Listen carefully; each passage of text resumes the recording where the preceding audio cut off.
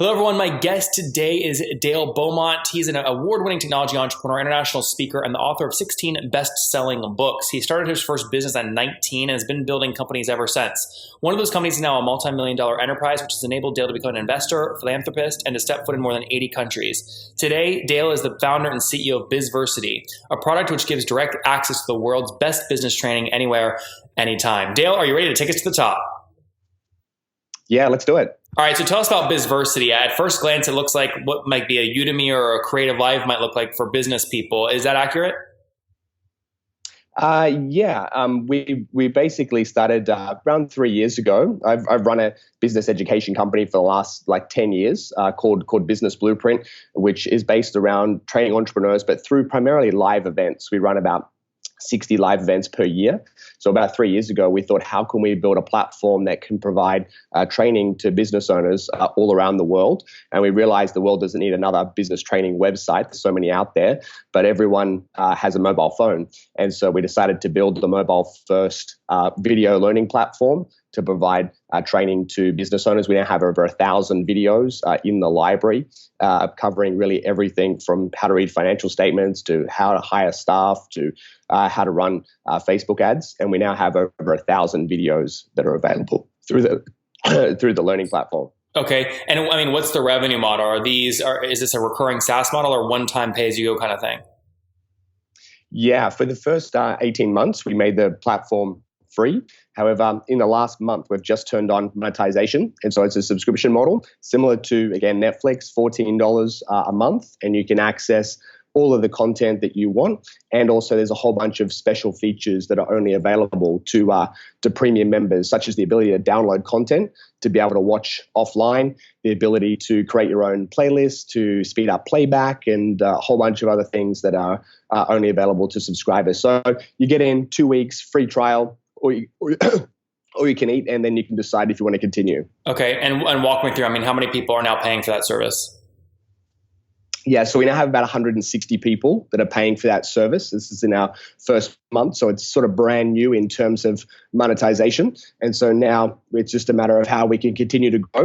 So we'll do that by having those individual accounts, every single person either signing up directly, or we're now actually looking at talking to many companies as well about getting a company-wide account.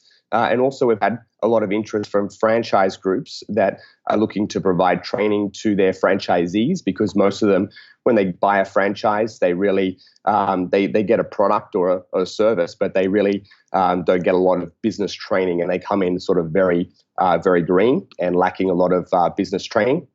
So it's a really low-cost way to be able to provide a lot of information to especially first-time entrepreneurs. So we see that's the kind of way that we'll probably scale faster in the future, is by more of the sort of B2B style transactions. Okay, and give me a sense of before the SaaS model. So in 2017, Bizversity as its own unit, how much revenue did it do? So Bizversity, so last year was for us, it was just about building the platform. Thankfully, I've got another company, which is my events business, which is very, very profitable. What's that called? To sort of it's called Business Blueprint. Oh, that is Business Blueprint. Okay. Yeah, Business Blueprint. So that's been around for 10 years, and it's a great business. So I've been able to take some of the revenue and to put it into Bizversity to just build the platform, which we have done. So it's all just been about building out the software, and now it's really around how do we make Bizversity start to pay for itself, and then obviously become profitable, and then to expand from there. Yep. Okay, good. So you are just now really introducing pricing to Bizversity, and that pricing is $14 a month, like Netflix, 160 people, and about $2,200 a month in revenue right now. Correct. Okay. How do you anticipate making people sticky on this? Anytime someone launches a content site or membership site, the hardest thing is churn is through the roof, especially relative to real SaaS companies that are software based. How do you keep churn down? Yeah, so that's something that we're really trying to attack aggressively. So obviously there's a bunch of things that we're looking to do.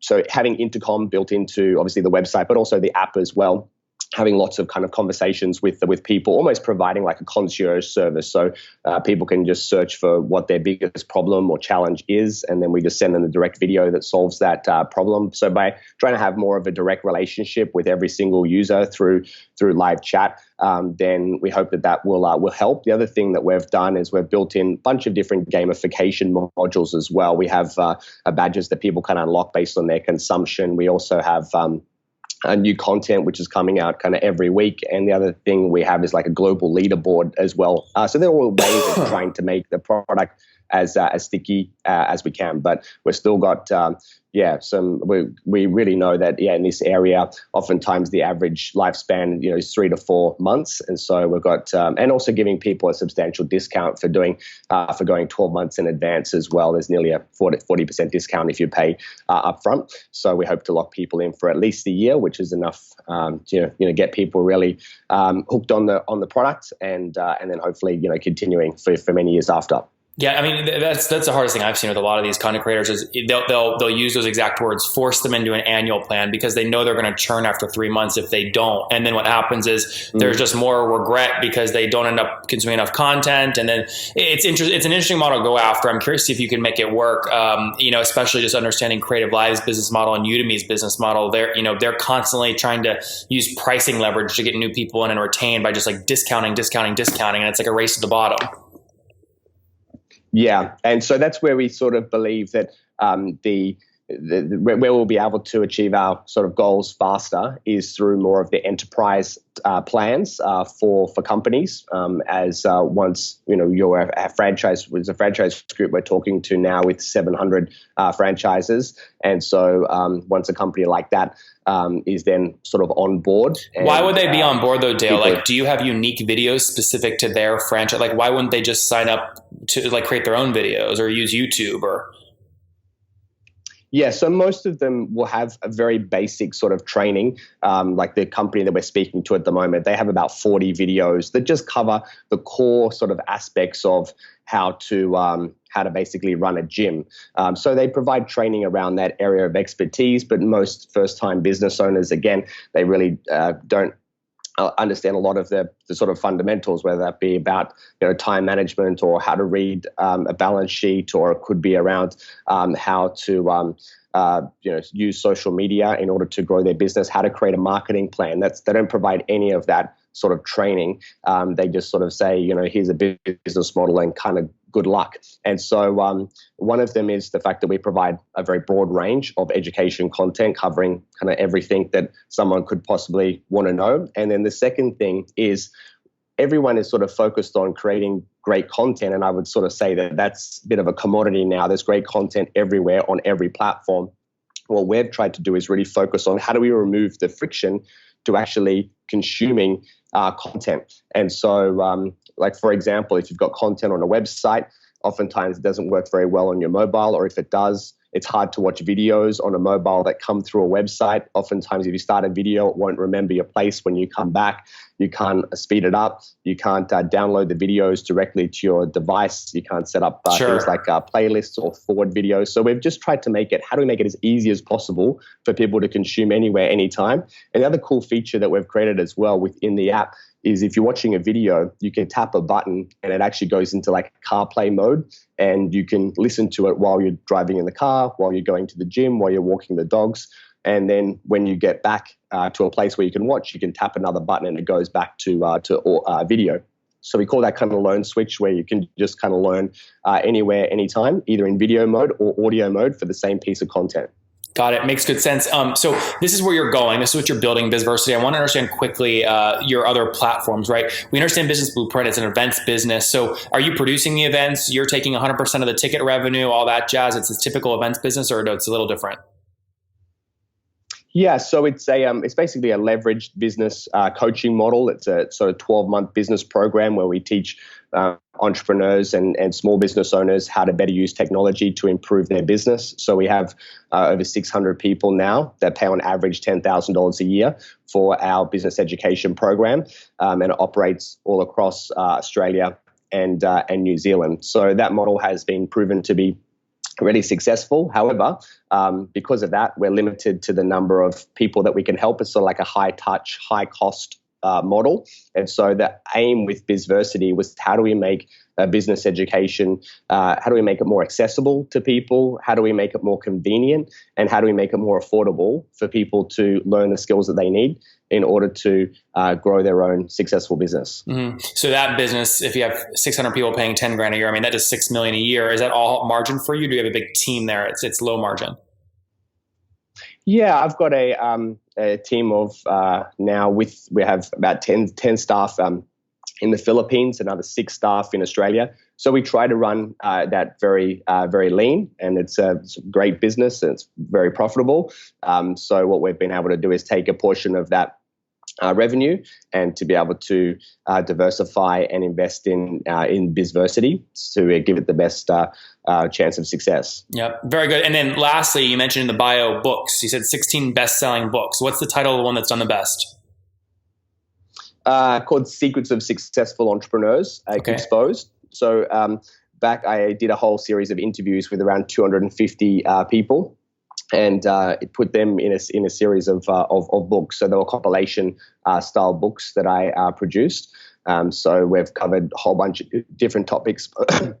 One's on leadership, one's on sales, one's on marketing, one's on public speaking. Just a whole bunch of business related topics that were all compilation style books. Okay. And were these, you said best selling, are we talking New York Times, Amazon? What do you mean by best selling?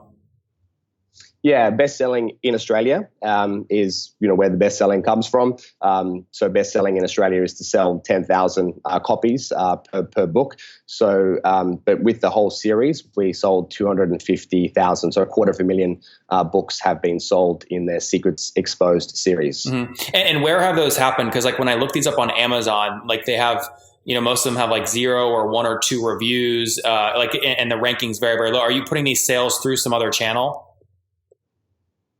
Yeah, so all of those sales happened through bookshops in Australia. They were all released between 2005 and 2007. So it's kind of, we only just put them on Amazon actually probably around about 2 years ago. So they were all sold through bookshops in Australia and not through Amazon. Amazon really wasn't, even in Australia until last year. Yep. And did you set up your own kind of publishing company to manage that, or who'd you decide to do the deal with? Yeah, I self-published all of those books, and that enabled me to obviously control the content and to be able to have a direct relationship with the distributor and bookshops, and that was something that I did over 10 years ago. A lot of the publishers, I just went through this process and signed a deal with Random House, and part of the pitch they give me is, hey, sign with us and you have a chance to be New York Times, these bestseller lists, and we'll put you actually on bookshelves. They were insinuating that you couldn't essentially do that if you were self-published. So how did you get yourself on the Barnes & Noble bookshelf in Australia self-publishing? Yeah, so most publishers, like for example Random House, are actually publisher distributors. They publish and they distribute into all the bookshops. However, there is, if you break up the food chain, there is a series of independent distributors out there that all they do is they just do distribution, meaning they have a sales force around the country to get the book into bookshops. So they work with either international publishers or only need distribution in that particular market, or they deal with self-published authors that have a book, that know how to produce it, that know how to print it, and can get a ready-made product, and they take it and then distribute it into bookshops. So I use the largest independent book distributor in Australia to be able to take the books and to get it into bookshops. So essentially I was not the author, but also the publisher as well. I see. That makes sense. And what cut do you give the distributor? What do you pay them? So they normally, you get 35%. Normally as if you go through a major publisher, you normally get a 10% royalty, and that's it. If you go directly to a distributor, you get 35%, out of which you take your costs. So if your costs are around about 5 to sort of 7%, then you're probably left with just a little bit more, maybe 15 to 20% is kind of what you're left with. And that means that potentially you can double the amount of money that you make per book. But the real benefit of doing what I've done, which is self-publishing, is that you basically are buying your book at cost. You're buying your book at $2, where if you go through a mainstream publisher, oftentimes they'll sell the book back to you, the author, at say 50% less retail. And if retail was say $20, they sell it back to you for say 10, but they're buying it normally at about $1.50 when they're doing those sort of like print runs. So oftentimes, certainly in Australia and in America, that you get like maybe 3 months, maybe if you're lucky, 6 months worth of bookshelf time, but then it kind of disappears from the shelves, and then basically it's kind of up to you. So over the life of a book, 5 to 10 years, you actually become the number one consumer, the number one purchaser of your own book. Why? Why would you purchase your own? Why would you buy a bunch of your own book? Well, if you're going to be speaking for the next 10 years at conferences and events, and you want to have a book to actually sell, you'll have to buy your own book back from your publisher in order to then sell that book at live events and expos, trade shows, those type of things. So if you have distribution, which you do either online or through conferences and events, then you're buying your book back at $10 instead of the cost price of $1.50. Mm. Why wouldn't you just, when you're on stage, tell everyone to open their phone, go on Amazon and buy your hardcover book? You can, if you then want to send them straight to Amazon. But you could, in that moment, if you had your books physically there, people would spend $20, $25, whatever the cost of the book. If you had a hardcover, it could even be up to $30, and you can kind of sign it. Or if you send them to Amazon, you'll probably make $1.50, maybe $2 if you're lucky, because you get like a 10% retail of the RRP. So if the book sells for $20, then you're getting $2. So it's just how much money do you want to make, and do you want to have that convenience of kind of do you want to lug the book around the country and take them with you everywhere you go? Yeah. That's really up to you. Yeah. Very good. So you've got the book business, you've got the speaking business, which it sounds like your big one there, a $6 million revenue team, based throughout the country. And then you're kind of using profits from that and your influence from that to build Bizversity. It sounds like a healthy growth model. Dale, let's wrap up here with the famous 5. Number 1, what's your favorite business book? Favorite business book is The E-Myth by Michael Gerber. And number 2, is there a CEO you're following or studying right now? Would probably be Larry Page. Number 3, is there a favorite online tool you have for building a business? It would be Intercom. Intercom. Good. Big ears are there. Number 4, how many hours of sleep are you getting every night? Probably 7. 7. As you jump on at 5 a.m., where are you right now? I'm in Indonesia, in Bali right now. So it's 4 a.m. here. So I probably had about 5 last night. All right.